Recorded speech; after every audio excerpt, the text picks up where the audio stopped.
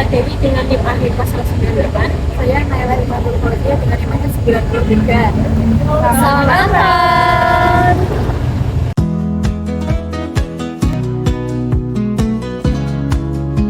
Kacang tanah atau dengan nama latin Arachis hypogaea L merupakan komoditas pangan penting sebagai sumber protein, minyak nabati, dan bahan baku industri.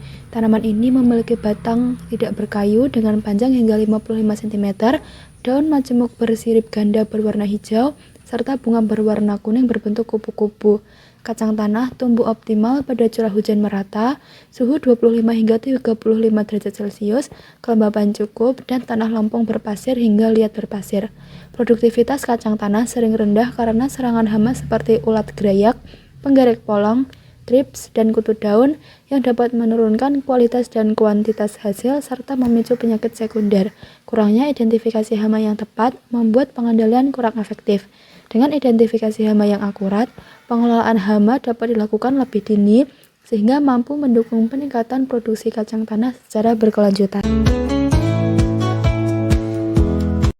Keping berkaki daun menyebabkan daun layu lokal di area tempat hinggap dan flipping. Kadang muncul bercak nekrosis kecil dan pada serangan berat, daun tampak kusam serta pertumbuhan tanaman melemah.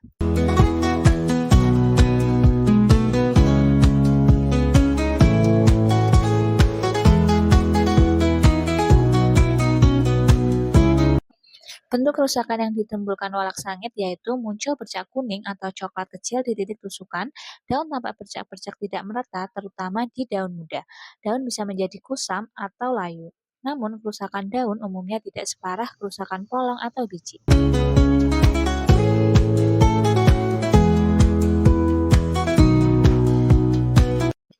Belalang daun memakan daun dari tepi hingga menyisakan bagian tengah atau tulang daun. Muncul lubang-lubang tidak beraturan pada permukaan daun, terkadang hanya menyisakan rangka daun. Pada serangan berat, tanaman tampak gundul dan luas fotosintesis sangat berkurang. Daun muda paling rentan dan mudah habis.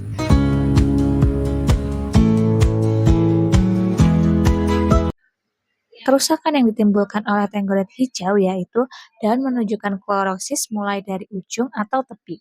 Muncul bintik-bintik kuning dengan pola mosaik, daun berubah warna menjadi keungu atau kecoklatan, tepi daun dapat menggulung saat serangan berat, dan daun kemudian mengering, gugur prematur.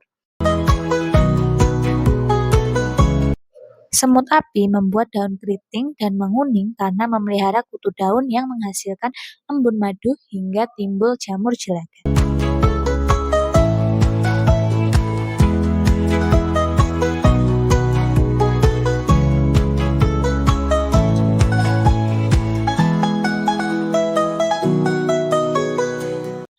Ulat kantong memakan daun dari tepi hingga tersisa tulang daun dan meninggalkan kantong kecil pada daun atau batang.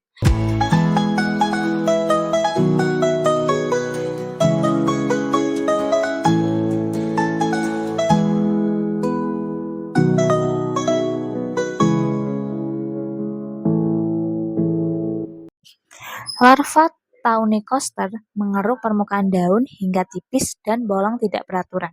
Pada populasi tinggi dapat menghabiskan daun muda hingga tanaman menjadi tampak gundul.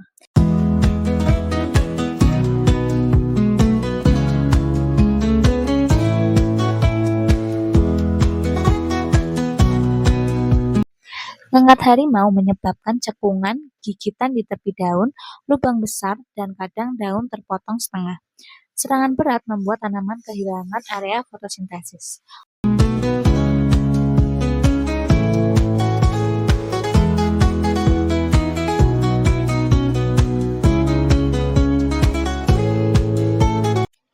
Kumbang debu emas meninggalkan gigitan halus di tepi daun sehingga tampak bergerigi. Terkadang muncul lubang kecil dan serangan jangka panjang membuat daun tampak tipis dan tidak utuh.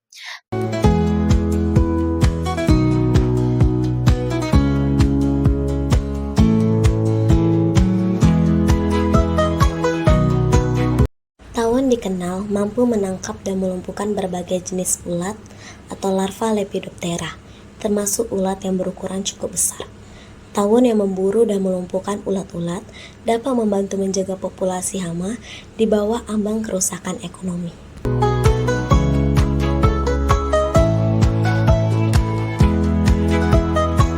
Lalat berkaki panjang adalah predator aktif yang berkeliaran di permukaan daun dan tanah. Lalat berkaki panjang akan memburu dan memangsa serangga hama yang bertubuh kecil dan lunak yang ada di tanaman kacang tanah seperti kutu daun.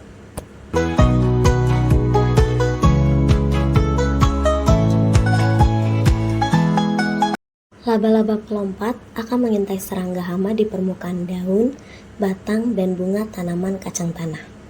Mereka bergerak perlahan, mendekati mangsa, lalu tiba-tiba melompat untuk menangkapnya.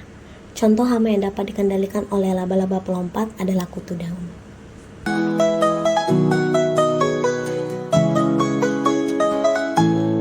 Larva kumbang koksi memiliki kemampuan luar biasa untuk menemukan dan bergerak langsung ke tempat populasi hama, terutama koloni kutu daun. Setelah menemukan mangsa seperti kutu daun, larva kumbang koksi akan mencengkeram dengan kaki, menggigitnya, dan kemudian mengisap cairan tubuh hama tersebut hingga hanya menyisakan kulit kosong.